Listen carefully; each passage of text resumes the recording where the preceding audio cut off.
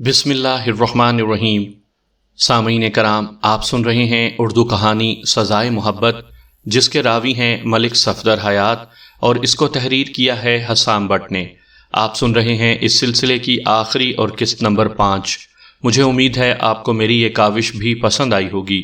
آپ نے اگر ابھی تک میرا چینل کہانی گھر سبسکرائب نہیں کیا تو ابھی میرے چینل کو سبسکرائب کر کے بیل نوٹیفیکیشن آن کر لیجئے تاکہ آنے والی ہر نئی کہانی کی اطلاع بر وقت آپ تک پہنچ سکے۔ آپ کی اطلاع کے لیے میں عرض کرتا چلوں کہ اس کہانی کی تمام اقساط بالترتیب سننے کے لیے ڈسکرپشن میں مکمل پلے لسٹ کا لنک موجود ہے۔ میں نے اسی روز بطور احتیاط پیش بندی کرتے ہوئے پولیس کے مخبروں کو ریڈ الرٹ کر دیا تھا۔ آئندہ 2 روز تک حالات غیر یقینی رہے۔ تیسرے روز ایک اہم اطلاع مجھ تک پہنچی۔ وہ اطلاع جیرے موچی کے بارے میں تھی۔ اطلاع دینے والا پولیس کا پرانا مخبر تھا۔ اس کا نام نبی بخش تھا۔ وہ اس سے پہلے بھی بہت مفید معلومات مجھ تک پہنچاتا رہا تھا۔ اتفاق سے وہ میرا پرانا واقف کار تھا۔ نبی بخش نے مجھے بتایا کہ جیرا موچی ایمن آباد کے چودھری دلدار حسین کے ڈیرے پر پایا گیا تھا۔ میں نے اسی روز دوپہر کے بعد ایک ہوشیار قسم کے صحت مند حوالدار کو ساتھ لیا اور وانڈو جانے والی بس میں سوار ہو کر ایمن آباد پہنچ گیا۔ اس بس میں سفر کرنے کا فائدہ یہ تھا کہ یہ ایمن آباد کے اندر سے گزرتی تھی۔ جب ہم چودھری دلدار حسین کے ڈیرے پر پہنچے تو سپہر کے 3 بج رہے تھے۔ وہ ڈیرا گاؤں سے ذرا ہٹ کر واقع تھا۔ ڈیرے کے چاروں جانب ہرے بھرے کھیتوں کا سلسلہ بہت دور تک پھیلا ہوا تھا۔ وہ ڈیرا 3 نیم پختہ کمروں پر مشتمل تھا۔ ان کے ساتھ ہی ایک باڑہ بنا ہوا تھا جہاں 5 بھینسیں اور دوسرے مویشی بندھے ہوئے تھے۔ ایک کونے میں ٹوکا یعنی جانوروں کا چارہ کاٹنے کی مشین نصب تھا اور اس کے ساتھ ہی کٹے ہوئے چارے کا ڈھیر نظر آ رہا تھا۔ باڑے سے باہر بائیں جانب کچھ فاصلے پر خشک بھوسے کے 3 ڈھیر نظر آ رہے تھے جن کی اونچائی 10-12 فٹ سے کم نہیں تھی۔ ان ڈھیروں کے اوپر مٹی کی تہ چڑھا دی گئی تھی تاکہ موسم کی دست برد سے محفوظ رہ سکیں۔ ڈیرے میں ہماری ملاقات ایک عمر رسیدہ شخص سے ہوئی۔ وہ ہماری وردیوں کو دیکھتے ہی سہم گیا۔ یہ تو اسے دیکھتے ہی مجھے اندازہ ہو گیا کہ وہ جیرا موچی نہیں ہو سکتا تھا۔ میں نے ادھر ادھر نگاہ دوڑاتے ہوئے سوال کیا، جیرا کہاں ہے چاچا؟ آپ جیرے سے ملنے آئے ہیں؟ اس نے الٹا سوال کر دیا۔ یہاں تو کوئی جیرا نہیں رہتا۔ حوالدار نے اسے کالر سے پکڑ لیا اور سخت لہجے میں کہا، چاچا ہم پوری تسلی کر کے یہاں آئے ہیں، سیدھی طرح بتاتے ہو یا؟ میں نے اسی وقت چونک کر ڈیرے کے کمرے والے حصے کی طرف دیکھا۔ وہاں مجھے غیر معمولی نقل و حرکت دکھائی دی تھی۔ میں نے حوالدار کو اس جانب متوجہ کیا اور خود بھی دوڑتے ہوئے ادھر بڑھا۔ ہم نے بر وقت حرکت کی تھی۔ اگر ہمیں تھوڑی تاخیر ہو جاتی تو یقینی طور پر وہ شخص ہمارے ہاتھوں سے نکل جاتا جسے میں نے ایک کھڑکی سے نکل کر کمروں کی عقبی جانب جاتے ہوئے دیکھ لیا تھا۔ حوالدار مجھ سے پہلے اس پر جھپٹ پڑا۔ اس وقت وہ شخص ڈیرے کی دیوار پھلانگنے کی کوشش کر رہا تھا۔ حوالدار نے اس کی ٹانگوں کے بیچ میں ہاتھ ڈال کر اسے دیوار پر سے کھینچ لیا اور بڑے ماہرانہ انداز میں اسے زمین پر پٹخ دیا۔ وہ جیرا موچی تھا۔ حوالدار نے اس کی صورت دیکھتے ہی اسے پہچان لیا تھا۔ یقینی بات تھی کہ اس نے ہمیں عمر رسیدہ شخص کے ساتھ باتیں کرتے ہوئے دیکھ لیا تھا اور فرار ہونے کی کوشش کی تھی۔ جیرا موچی خاصا جیدار ثابت ہو رہا تھا۔ اس نے اٹھنے میں دیر نہیں لگائی اور حوالدار کو دھکا دیتے ہوئے دروازے کی طرف بڑھا۔ دروازے پر پہنچنے سے پہلے ہی حوالدار نے اسے دوبارہ گھیر لیا۔ میں نے یہ صورتحال دیکھی تو آگے بڑھ کر ڈیرے کا دروازہ بند کر دیا۔ جیرے موچی نے حوالدار کی طرف دیکھتے ہوئے ایک بڑک ماری، پھر دھمکی آمیز لہجے میں کہا، اوئے حوالدار ہٹ جا میرے راستے سے۔ اپنی بات ختم کرتے ہی اس نے حوالدار کو جھانسا دے کر اس کے گھیرے سے نکلنے کی کوشش کی۔ اس کی حرکات و سکنات سے مجھے اندازہ ہوا کہ وہ کبڈی کا اچھا کھلاڑی تھا۔ میں نے ایک ہاتھ جیرے موچی کی گردن پر رسید کرتے ہوئے خونخوار لہجے میں کہا، اوئے سور کی اولاد، قانون کو تڑی دیتا ہے؟ میں ابھی تمہاری ساری بدماشی ناک کے راستے نکالتا ہوں۔ اس کے بعد میں نے جیرے موچی کو لاتوں اور گھونسوں پر رکھ لیا۔ اس نے مزاحمت کرنے کی کوشش کی تو میں نے اسے بری طرح دھنک کر رکھ دیا۔ تھوڑی دیر میں وہ ہانپنے لگا۔ اس کی ناک پھٹ گئی تھی اور چہرے پر خون نظر آ رہا تھا۔ اسی دوران میں حوالدار نے اس کے ہاتھوں میں ہتھ کڑی ڈال دی۔ ہماری اسی مارا ماری سے موقع پا کر وہ عمر رسیدہ شخص رفو چکر ہو چکا تھا۔ ہم نے اسے ڈیرے کے اندر اور باہر تلاش کیا مگر وہ کہیں نظر نہیں آیا۔ جیرے موچی کی ساری تن فن غائب ہو چکی تھی۔ ہم اسے گرفتار کر کے چودھری دلدار حسین کی حویلی میں لے آئے۔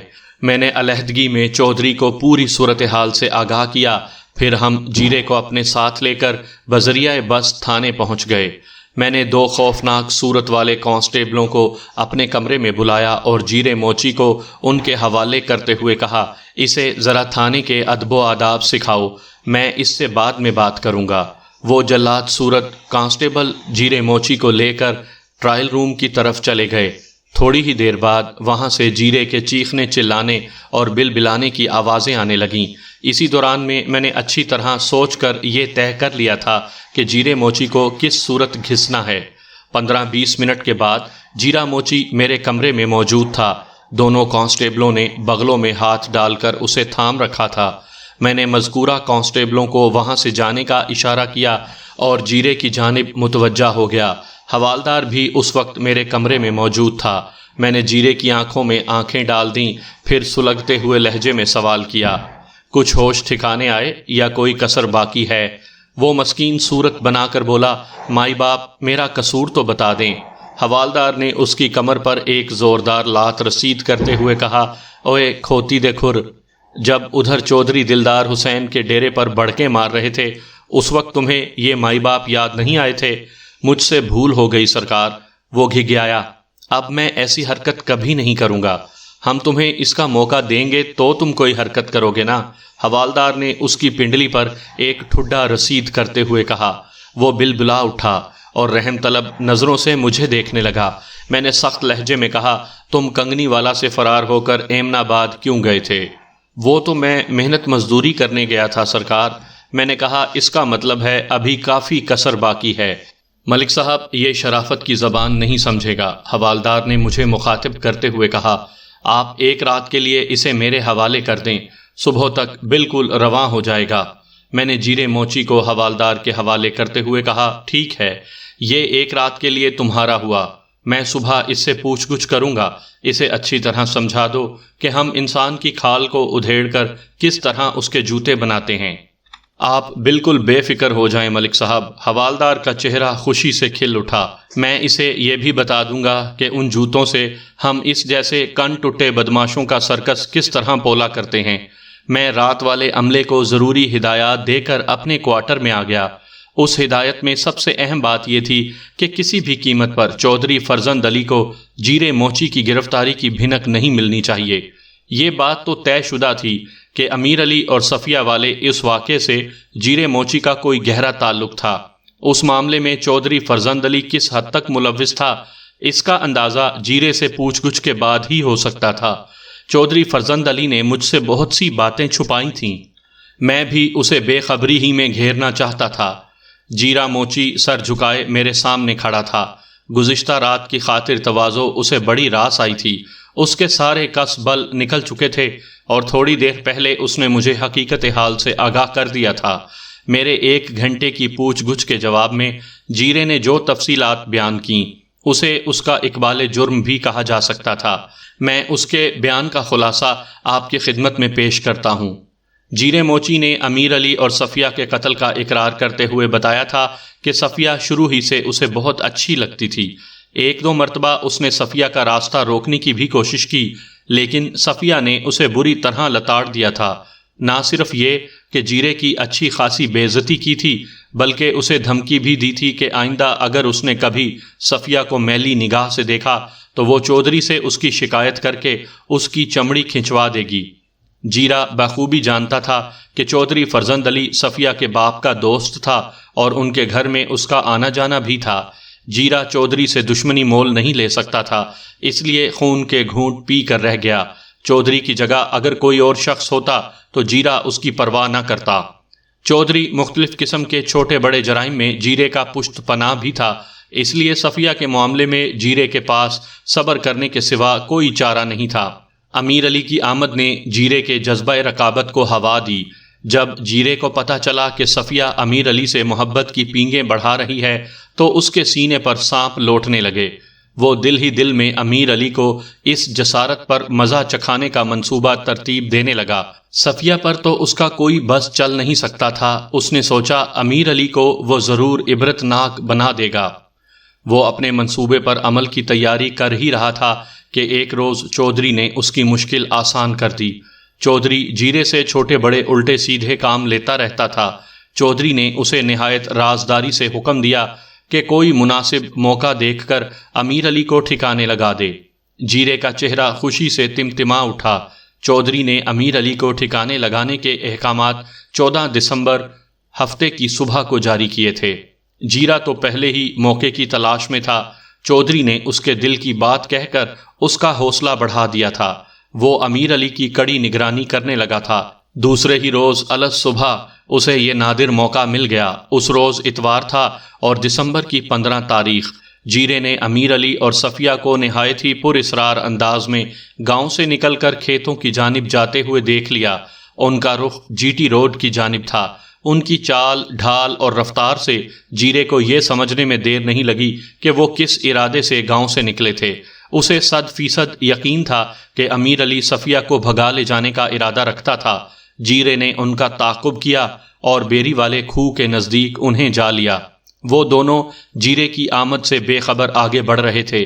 اچانک جیرے کو یوں محسوس ہوا جیسے کسی نادیدہ قوت نے اسے اپنے شکنجے میں جکڑ لیا ہو۔ شاید وہ جذبہ رقابت تھا جس نے اس کے سوچنے سمجھنے کی صلاحیتیں مفقود کر دی تھیں۔ چودھری نے امیر علی کو ٹھکانے لگانے کا حکم دیا تھا، لیکن جیرا اس وقت ہوش و حواس سے بیگانہ ہو چکا تھا۔ اس نے اسی جذبہ جنون رنگ سے مغلوب ہو کر ان دونوں پر گنڈاسے کے بے دریغ وار کرنا شروع کر دیے۔ جب اسے ذرا ہوش آیا تو وہ 2 انسانی جانوں کو موت کے گھاٹ اتار چکا تھا۔ اب اسے اس فکر نے ستایا کہ صفیہ کی بابت چودھری کو کیا جواب دے گا۔ اس کے شیطانی ذہن میں فوری طور پر ایک منصوبہ تیار ہو گیا۔ اس نے امیر علی اور صفیہ کی لاشوں کو متروک کنویں میں پھینک دیا۔ بعد ازاں اس نے کنویں کے آس پاس اپنے کارنامے کے آثار کو ختم کیا اور خاموشی سے گھر آ گیا۔ اسی روز دوپہر کے وقت چودھری نے اسے حویلی میں بلایا اور امیر علی اور صفیہ کے بارے میں استفسار کیا۔ جیرے نے اپنے منصوبے کے مطابق کمال جرت کا مظاہرہ کرتے ہوئے لا علمی کا اظہار کیا۔ چودھری تھوڑی دیر تک اس سے مختلف سوالات کرتا رہا، لیکن وہ اپنی بات پر ڈٹا رہا کہ وہ امیر علی اور صفیہ کے بارے میں کچھ نہیں جانتا۔ ناچار چودھری اس نتیجے پر پہنچا کہ صفیہ امیر علی کے ساتھ فرار ہو گئی تھی۔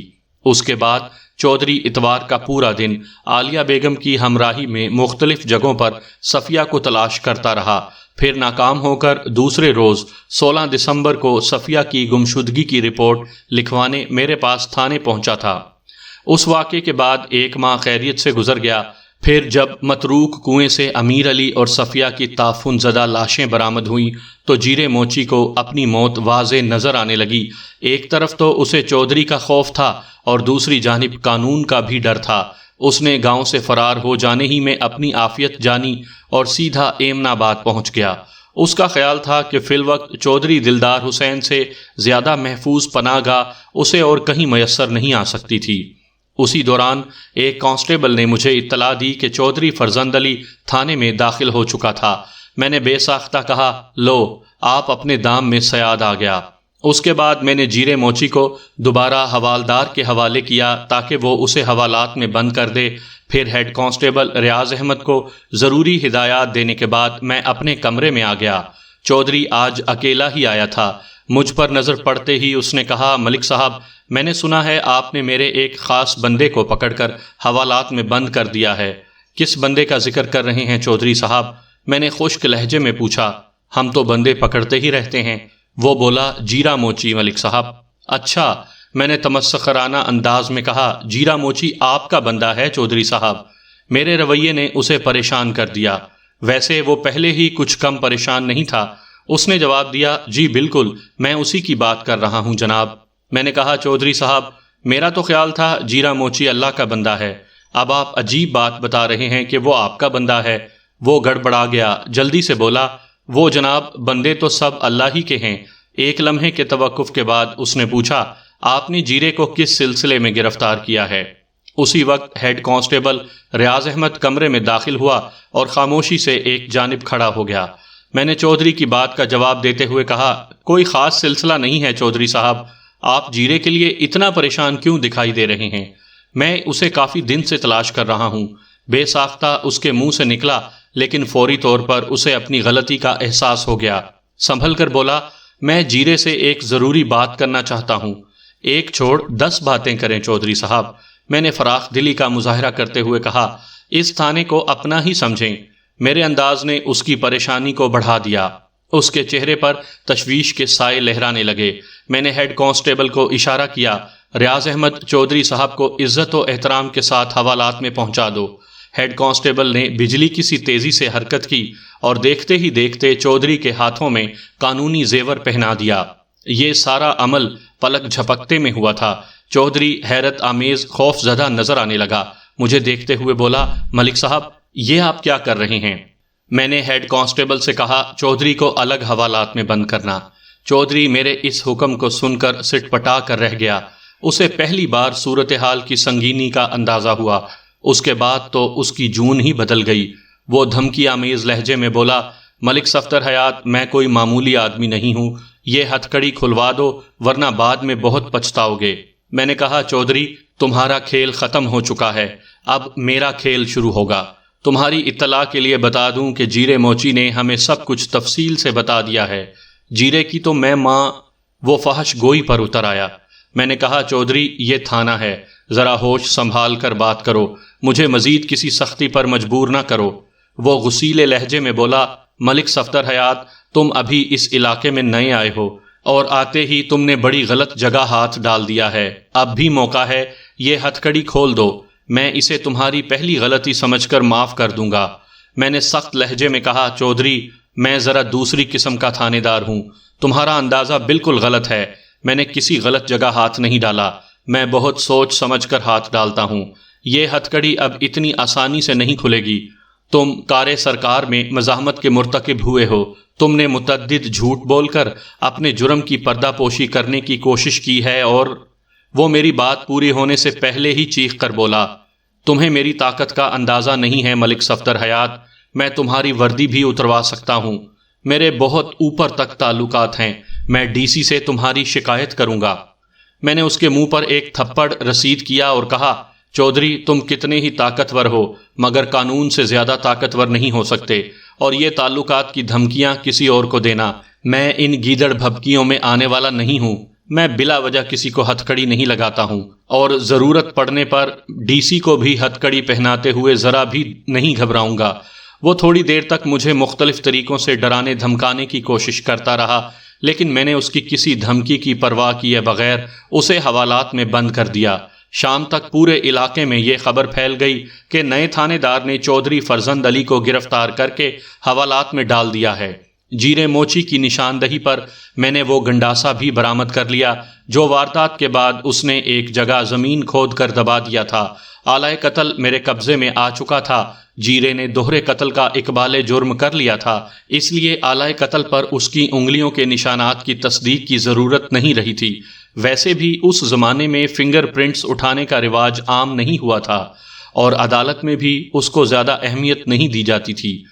اب چودھری فرزند علی کے اقرار جرم یا انکار سے کوئی فرق نہیں پڑتا تھا۔ جیرے موچی کا اقبالی بیان چودھری کے خلاف کسی بھی قسم کی کارروائی کے لیے کافی تھا۔ چودھری نے جیرے موچی کو امیر علی کے قتل کی ذمہ داری سونپی تھی۔ قانون کی نظر میں چودھری اس جرم میں برابر کا شریک تھا۔ دوسرے دن سے چودھری کے لیے بڑے بڑے لوگوں کی سفارشیں آنے لگیں، لیکن میں نے کسی کی پرواہ نہیں کی۔ اس دوران میں گاہے بگاہے ایس پی علاقہ اور ڈی سی کو اپنی کارکردگی کی رپورٹ بھیجتا رہا، لہٰذا میں مطمئن تھا۔ ایس پی علاقہ نے میری کارکردگی کو بڑے اچھے الفاظ میں سراہا تھا۔ اگلے روز میں نے چودھری فرزند علی کو عدالت میں پیش کر کے اس کا ریمانڈ حاصل کر لیا۔ جیرا موچی چونکہ اقبال جرم کر چکا تھا، اس لیے اس کے ریمانڈ کی ضرورت نہیں تھی۔